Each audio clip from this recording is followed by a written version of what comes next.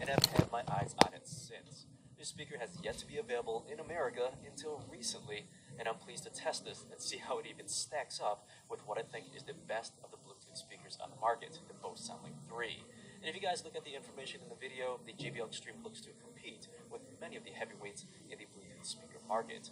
As always, you can check updated pricing in the video description below. I put a link in there for your convenience. But getting straight into this, without further ado, I'm here to help you make a purchase decision. Welcome everyone to Jim's Review Room.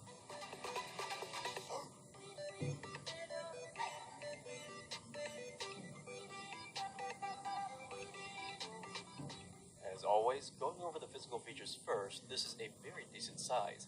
9 inches wide, 5 inches tall, and 4.8 inches deep, all while weighing in at 4.7 pounds, making this slightly bigger and just slightly heavier than the other two heavyweights, the UE Megaboom and the Bose SoundLink 3. Now, although bigger and heavier, it's still mobile, just not as easy in someone's bag. JBL does include a simple carrying strap attached to both sides of the speaker for over-the-shoulder carrying. But being big and heavy isn't such a negative trait if you're looking for big sound.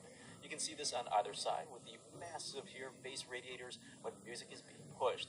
But before getting into sound, the top features your very sturdy, very tactile Bluetooth pairing button, volume down, power on and off, and to the right is what they call the JBL Connect feature.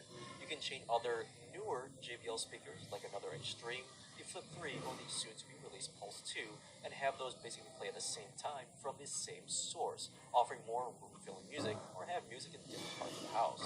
Volume up is to follow with last the pause and play button. Now rest assured here, everything on the Xtreme is rock solid from my testing. No flexing metal frames, seams are tightly assembled, and materials all around looks top notch.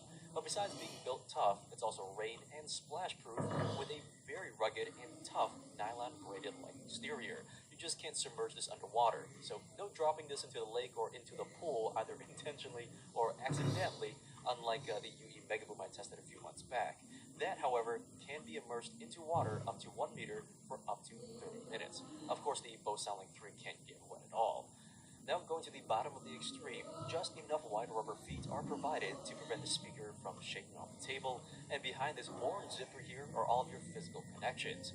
Now I do have to admit, this is a bit tight the very first time trying to connect the wires, but after the second or third time, then realizing pressing the upper flap was actually key. To the left is a micro USB port for servicing only. I tried charging this with a USB cable, that didn't work. A 3.5mm input, 2 USB ports to charge 2 devices simultaneously, such as your smartphone and or tablet, just to keep the music going and playing. And last to the right is the power port for the supplied wall charger. Indeed, this has a large charging brick for a Bluetooth speaker, but inside is a massive 10,000 milliamp battery. The Xtreme claims it can be powered for up to 15 hours, and with my personal testing, the same test that I do on all my Bluetooth speakers, leaving this playing at 50% volume as a middle-of-the-road standardized test, the Xtreme lasted me a crazy 18 hours and 16 minutes to be precise, until it basically shut off on me. And when compared to the UE Megaboom, although it's claimed to have 20 hours, my same test yielded 17 hours and 30 minutes of on time. Regardless, both of these speakers does ridiculously well in battery performance compared to what's out there. Now in regards to recharging, JBL claims 3.5 hours. I was able to achieve from a dead battery to full in 3 hours and 20 minutes as shown in the video. So that's everything physical wise about the Xtreme here. Communication for easy pairing, a feature that I think is really underrated but highly convenient for Android users. Now one last thing before doing a sound test, there is a built-in speakerphone option.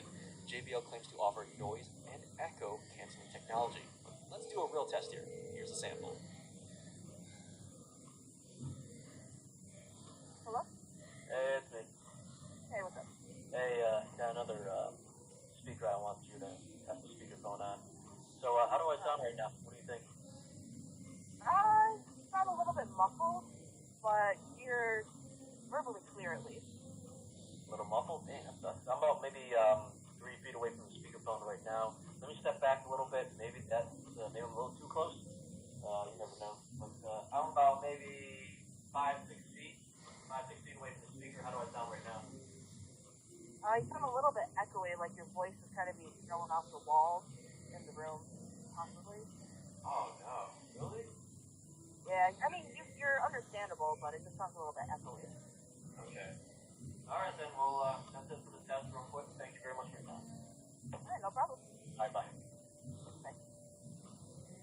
And now to the moment that you've been waiting for. I'll play several songs, and we'll be switching back and forth from time to time of different speakers, and afterwards, I'll give you my verdict. Blame it on the Henny, blame it on the goose, got you feeling dizzy. Blame it on the alcohol, blame it on the yeah, cause I got it like that. Flow so smooth like I got it on tap. Yeah, and I'ma sing it be a good night while I'm on my Yingling, while I'm drinking Bud Light. Can you get it when you miss me? Like I'm with whiskey, drinking Jim Beam. Yeah, baby, do you do it that way? Do you do that? Do you take a break? You know that I'm a beast when I kill it on the beach, like it's sex on the beach. It's like it's Malibu, take it to the California way. We do it, yeah, baby, we can California K, like we on that. Iced up, yeah, on the floor, get it mic'd up. I put it down like this, 24/7, and they had the fuck with it, see, from 7 like. Blame it on the alcohol, blame it on the vodka, blame it on the Henny, blame it on the got you busy.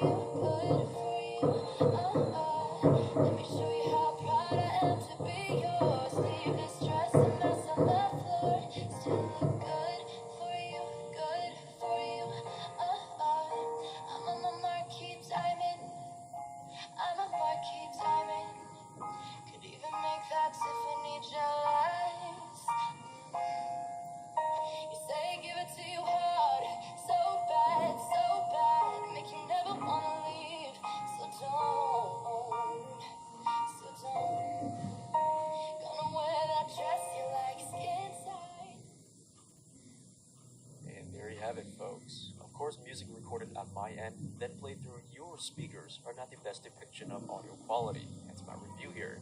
Now to get this one out the way, the UE Megaboom may be a good speaker by itself, but when compared to the other two, does sound the weakest of them all, lacking in most sound characteristics that I'm about to discuss. The Xtreme hands down provided the most fulfilling sound, richer, deeper bass than the SoundLink 3 and most other speakers on the market. But with its combination of forward and clear mids, the Xtreme provides more immersion into each song and each movie that I've tested. Now don't get me wrong, the Bose SoundLink 3 is still a very well done speaker, but there is an enough noticeable difference when you compare the two in person. The SoundLink 3 sounds a bit more recessed, kind of like a glass ceiling if I can give you an illustration. It reaches a certain limitation. The one and only area where I did notice a slight downfall on the Xtreme, and it's very faint and very minute. I can hear the Bose SoundLink 3 providing a slightly better open soundstage. You can hear it in songs and more so in movies where sound is coming from, more specifically from the front to back. An example, when the chorus is heard in the back while the main vocalist is singing in the